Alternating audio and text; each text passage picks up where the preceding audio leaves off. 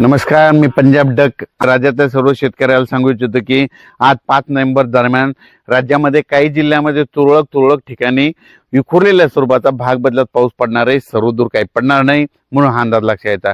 मग तो पाऊस विखुरलेला कसा पडणार आहे, कोणत्या जिल्ह्यात राहणार आहे सांगायचं झालं तर यवतमाळ जिल्हा झालं, हिंगोली जिल्हा झालं, वाशिम जिल्हा झालं, नांदेड जिल्हा झालं, परभणी जिल्हा झालं, लातूर जिल्हा झालं, धाराशिव जिल्हा झालं, बीड जिल्हा झालं, अहिल्यानगर झालं, जालना जिल्हा झालं, ह्या त्याच्यानंतर सोलापूर जिल्हा, सांगली, सातारा ह्या पट्ट्यामध्ये ह्या 3 दिवसामध्ये विखुरलेल्या स्वरूपाचा पाऊस पडणार आहे। खूप काही मोठा पडणार नाही म्हणून हा अंदाज सर्व शेतकऱ्यांनी लक्षात घ्यायचा।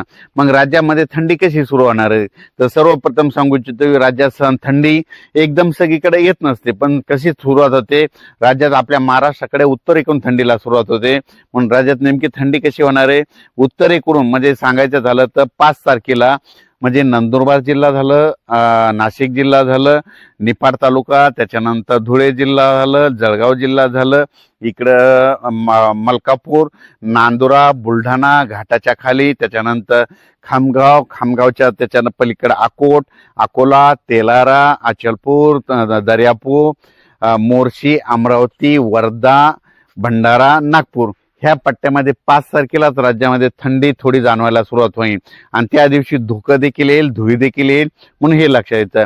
त्याच्यानंतर 6 तारखेला ती थंडी काय होणार आहे परत पुढे सरकणार आहे। मग ती पुढे कुठं येणार आहे, मग इकडून सुरुवात करू आपण संगमनेर तालुका, आंबेगाव तालुका, जुन्नर, त्याच्यानंतर अहिल्यानगर, संभाजीनगर, त्याच्यानंतर बीड जिल्हा, त्याच्यानंतर परभणी जिल्हा, त्याच्यानंतर जालना जिल्हा, त्याच्यानंतर हिंगोली, वाशिम आणि यवतमाळ 6 तारखेला ह्या पट्ट्यामध्ये थंडी जाणवणार।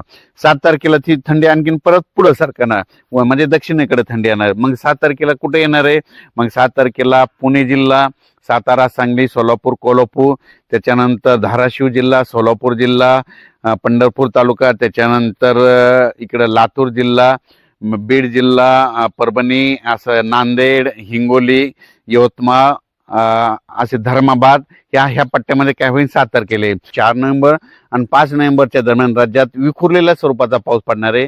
सर्वदूर काही पडणार नाही, भाग बदलत पडणार आहे म्हणून हा अंदाज लक्षात यायचा। 7 तारखेच्या नंतर राज्यात पाऊस काय येणार नाही। 7 तारखेला राज्यातला महाराष्ट्रातला पाऊस म्हणजे सांगायचं झालं तर जवळपास 6 महिने मुक्काम केल्याच्या नंतर 7 नोव्हेंबर पासून निघून जायला तयार झालाय आणि निघून जाणार आहे आणि थंडी येणार आहे म्हणून हा अंदाज लक्षात घ्यायचा। राज्यातल्या पुन्हा बऱ्याच शेतकऱ्याचे मला मेसेज आले की आता ह्या 7 तारखेच्या नंतर तुम्ही म्हणता थंडी येणार, मग त्याच्यानंतर पाऊस येईल का? बरेच जण म्हणतात की काय पाऊस येणार। तर तुम्हाला एक सांगू इच्छितो, राज्यातल्या सर्व शेतकऱ्याला सांगू इच्छितो 7 तारखेच्या नंतर परत काही पाऊस येणार नाही, थंडीत वाढत जाणार आहे म्हणून हे लक्षात येतं। धन्यवाद।